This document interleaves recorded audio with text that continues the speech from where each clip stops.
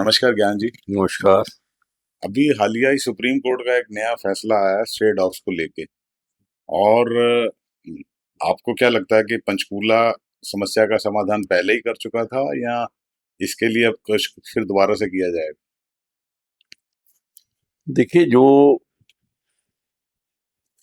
आदरणीय supreme court ने ऐतिहासिक फैसला, मैं कहूंगा इसे, स्ट्रे डॉग्स को लेकर के जो आया, मैं उसका स्वागत करता हूं, वेलकम करता हूं। क्योंकि डॉग बाइट्स की जितनी समस्या पूरे देश के अंदर जिस प्रकार से बढ़ रही थी, हजारों, मैं कहूंगा कि जो सीनियर सिटीजन्स हैं, महिलाएं हैं और बच्चे हैं, डॉग बाइट्स का शिकार हो रहे हैं गलियों के अंदर। उनकी जो फ्री मूवमेंट है वो बंद हो गई है। क्योंकि जब वो गली के अंदर निकलते हैं तो ये स्ट्रे डॉग्स गलियों के अंदर घूमते हुए कहीं पर भी उनके ऊपर झपट पड़ते हैं और उनकी बाइट, वो जो काटने से उनकी, जो कई बार तो मृत्यु तक हुई है। और तो और जितना मतलब ये जो खतरनाक कुत्ते हैं, डॉग्स हैं, जो बाइट करते हैं छोटे बच्चों को, ऐसा भी हमें देखने को मिला, अखबारों के अंदर भी पढ़ने को मिला, मैंने खुद देखा। एक 4 साल की बच्ची एक गली के अंदर जा रही है, कुत्ता उसको झपट करके उसके मुंह को नोच लेता है। अब बताइए उस बच्ची का क्या कसूर है? उसकी तो पूरी लाइफ जो है, गरीब आदमी ना तो उसकी कोई सर्जरी करा सकता है, ना उसकी फेसबुक करा सकता है। तो ऐसे बहुत सारे केसेस हर रोज हमें देखने को मिलते थे। हमने भी इस समस्या के समाधान का प्रयास पंचकूला के अंदर करने का प्रयास किया। लगभग 5 साल पहले जब मैं विधायक था तो मैंने इस समस्या को, जो मेरे साथ कंसर्न थे, साथ सरोकार थे पंचकूला के लिए, उसमें से ये भी एक सरोकार था कि पंचकूला को हम स्ट्रे डॉग फ्री पंचकूला कैसे बनाएं। उसके लिए यहाँ से लगभग 15 किलोमीटर की दूरी पर स्ट्रे डॉग्स का एक पॉन्ड हमने किया, डॉग पॉन्ड को बनाया, जहां पर एक हॉस्पिटल और एक वहां पर बड़ा टाइप, ताकि हम यहाँ से जो स्ट्रे डॉग्स हैं उनको उठा करके उस डॉग पॉन्ड के अंदर ले जा करके छोड़ दें।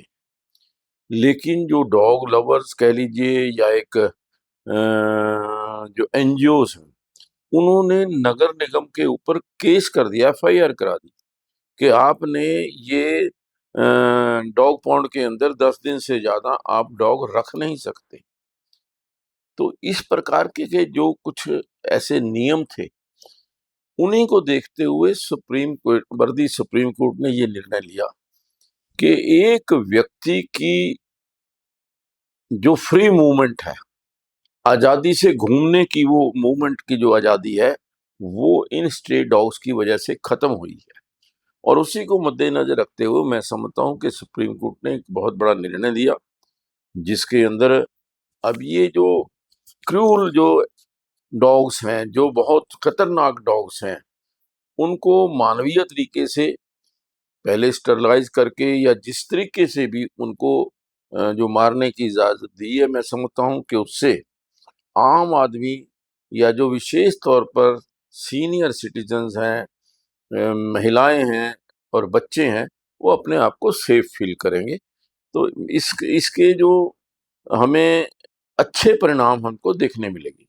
दूसरा मैं ये कहना चाहता हूँ कि डॉग लवर्स, नो डाउट के भी क्रुएल्टी टू एनिमल्स नहीं होनी चाहिए, लेकिन जो डॉग लवर्स हैं, जिन्होंने घर के अंदर डॉग्स पाले हुए हैं, पालतू जो कुत्ते हैं, उनके ऊपर भी पंचकुला के अंदर लाइसेंस, उनका जो रजिस्ट्रेशन है, सभी का रजिस्ट्रेशन हो करके उनके ऊपर जो उनको रोकथाम होनी चाहिए।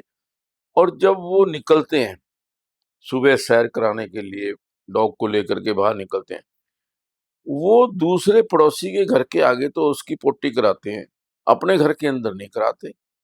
भई अगर आपको इतना ही प्यार है, तो उसकी देख-रेख उसका घर अपना उसके अपने घर के अंदर करनी चाहिए, ना कि दूसरों को डिस्टर्ब करना चाहिए। और कई बार वो निकलते हैं, उनके गले के अंदर पटा नहीं होता, वो फ्री छोड़ देते हैं और जब कोई बच्चा या कोई दूसरा डॉग सामने आता है, तो वो एकदम झपटते हैं। तो इस प्रकार की ये जो छोटी-छोटी समस्याएँ, मैं समझता हूँ कि इससे दूर होंगी और जो मैं कहूँगा कि बच्चे हैं या बुज़ुर्ग हैं, उनकी मूवमेंट की जो आज़ादी की जो एक मैं कहूँगा रोक सी लगी हुई थी, वो खत्म हो गई। यानी कि अब आपने जो 5 साल पहले जो प्रयास किया आपने, वो मूवमेंट क्योंकि उस समय थोड़ी रुक गई थी, तो क्या आप म्युनिसिपल कॉर्पोरेशन या क्योंकि आप अभी भी सोशल सेवा में तो पूरी तरह से एक्टिव ही हैं, तो उसके लिए प्रयास करेंगे सर कि वो दोबारा से शुरू हो जाए वो नहीं, नहीं, सिस्टम? बिल्कुल, मैं तो देखिए जब मैं विधायक था, तो मैंने पंचकूला को स्वच्छ, सुंदर और हरा-भरा पंचकूला बनाने का संकल्प किया था और उसमें 7 कंसर्न्स थे, जो 7 सरोकार थे, वो मेरे 7 सरोकार थे, drug free Panchkula, pollution free Panchkula, plastic free Panchkula, stray dog free Panchkula, stray cattle free Panchkula और एनक्रोचमेंट फ्री पंचकूला और स्लम फ्री पंचकूला। ये 7 जो इश्यूज थे, मैं समझता हूँ कि ये अगर सॉल्व हो जाते हैं, इनके ऊपर हम सब मिलकर के काम करते हैं, तो निश्चित तौर पर पंचकूला जो पूरे देश के अंदर सबसे बेस्ट शहर जो है वो बने। म्युनिसिपल कॉर्पोरेशन के चुनाव हुए हैं और भारतीय जनता पार्टी ने बहुत अच्छी तरीके से जीत हासिल की है। मेयर भी भाजपा का ही आया है और उसमें एक और खुशी की बात यह है कि आपका वंश भी अब पॉलिटिक्स में आ गया है। आपका पोता पार्थ भी जीत के आया है, उसकी भी आपको बहुत बहुत बधाई। थैंक यू आप जी। उसको क्या दिशा दिखा रहे हैं कि वो आपके इस चीजों से सीखे और इससे प्रदेशवासियों को और शहरवासियों को लाभ मिले? देखिए, सबसे पहले तो मैं पंचकूला की जनता का, पंचकूला के मतदाताओं का बहुत-बहुत आभार व्यक्त करता हूँ कि उन्होंने भारतीय जनता पार्टी को चुना। भारतीय जनता पार्टी के मेयर हमारे भाई श्यामलाल बंसल जी को लगभग 37,000 वोटों से यहाँ से जिताया और उसके साथ-साथ 17 पार्षद जो हैं, वो भारतीय जनता पार्टी के जीत करके आए। आपने ठीक कहा कि मेरा ग्रैंडसन जो है पार्थ, वो भी इस चुनाव के अंदर चुनाव लड़ा और अच्छे मतों से वो विजयी हुआ। देखिए, वंश की परंपरा कह लीजिए या आदरणीय नरेंद्र मोदी जी का जो विजन है कि यूथ जो है वो आगे आना चाहिए, युवा को आगे आना चाहिए और युवा ही इस देश के अंदर बहुत बड़ा परिवर्तन ला सकते हैं। आज अभी आपने देखा कि यूके के अंदर हमारा रोहतक का एक बच्चा, रोहतक का रहने वाला, वो यूके के अंदर 23 साल की आयु के अंदर मेयर बना और वो 20 साल की आयु के अंदर पार्षद बन गया था। इसी प्रकार से और बहुत सारे देशों के अंदर बहुत सारे युवा जो हैं, राजनीति को स्वच्छ करने के लिए, राजनीति को अच्छा करने के लिए आगे आ रहे हैं और हमारे प्रधानमंत्री श्री नरेंद्र मोदी जी का विज़न भी यही है कि इस देश को अंदर हम विकसित भारत जो बनाना चाहते हैं, उसमें युवाओं का एक अहम रोल उसके अंदर रहने वाला है। तो इसी बात को मद्देनज़र रखते हुए आज बहुत सारे युवा राजनीति की ओर आ रहे हैं। बहुत-बहुत शुक्रिया ज्ञान जी। आपने बहुत अच्छा बताया और पंचकूला वासियों को आपसे हमेशा उम्मीद रहेगी कि आप उनके लिए जितना बढ़िया हो सकेगा करेंगे। नहीं, आई विल बहुत-बहुत डेफिनिटली। धन्यवाद। बहुत-बहुत मैं धन्यवाद। पंचकूला को समर्पित हूँ। मैंने पहले भी कहा, जीतूँ या हारूँ, लेकिन पंचकूला के लोगों की सेवा करना ये मेरा धर्म है और मैं कर रहा हूँ। बहुत-बहुत शुक्रिया ज्ञान।